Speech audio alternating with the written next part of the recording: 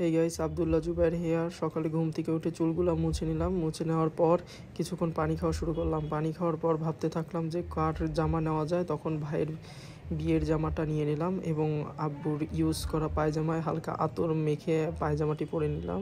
নিজের ঘড়িটি হাতে পরার পর নিজে একটা ফ্লেক্স নেওয়া শুরু করলাম হালকা আতর দ্বারা। তারপর আমার ফাইনাল লুক দেখে নিজে অবাক হয়ে গেলাম।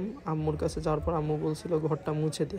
দেন আস্তে আস্তে ঘরের থেকে বের হয়ে গেলাম। ঘরের থেকে বের হয়ে সামনের জায়গায় দেখি যে সব লোক আমাকে দেখতেছে, আসলে এখানে কেউই ছিল না।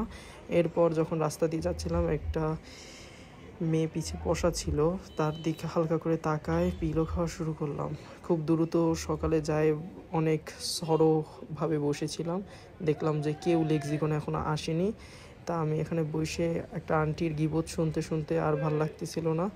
তখন নিজে ঢুকে পড়লাম নিজের ক্লাসরুমে এবং যা দেখলাম যে কত সুন্দর করে সাজাইছে। আসলে এত ঘুরি ভাল লাগতেছিল না। যদি কোনো ছোটো পোলাপান থাকতো দেন তারা এটা চুরি করে নিয়ে যেত।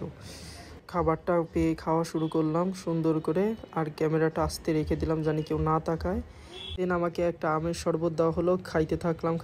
পিছের আন্টিটা তাকাইছিল, তার দিক নজর না দিয়ে চলে গেলাম ডেস্কটপে দেখলাম সবাই মিলে কি জানি দিচ্ছে। দেখলাম যে স্ন্যাক্স দিচ্ছে, কখন খাবো সেটা বুঝতে পেরে এদের নাচানাচি দেখে অনেক ভালো লাগলো। জানি কি বলার চেষ্টা করলো আমি কিছু বুঝলাম না। তারপর একটা টিকিট পাইলাম, গেমের টিকিট। স্যার এসে অনেকক্ষণ বক করলো। তারপর সবাই মিলে গান শুরু করলো। এই পিচ্চি সোনা কি জানি বললো, দেন আপু একটা গান শুনিয়ে দিল।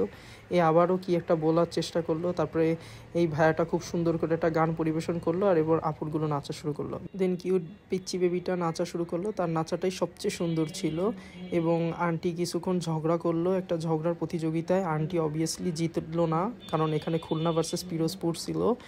দেন আমাকে আবার একটা টোকেন দেওয়া হলো। আমি 14 নম্বরে ছিলাম। এদের নাচানাচি দেখার জন্য একটা খাবার দিল। দেন এরা কিছুক্ষণ গেম খেলাখেলি করলো, একটু ভাল লাগলো না। দেন আমি একটু দূরে বসে তাদের দেখার চেষ্টা করলাম। স্যারও পারলো না। এদের গানটি শুনে মনটা আবার ভালো হয়ে গেল। এরপর ভাইয়ার ঝাঁকানাকা নাচ দেখে কেন জানি আবার উৎফুল্ল মন হয়ে গেল। সকলকে পুরস্কার দেওয়ার পরই আমি বের হয়ে পড়লাম বাসার জন্য। অটোওয়ালা মামাকে বললাম দ্রুত চালান, বাসায় যাব, খিদা লাগছে। দেন উনি অনেক দ্রুত চালাইতে লাগলো। দেখি আস্তে আস্তে বৃষ্টি পড়া শুরু হলো। আজকের দিনটা অতটা ভালো ছিল না। 10 out of 5।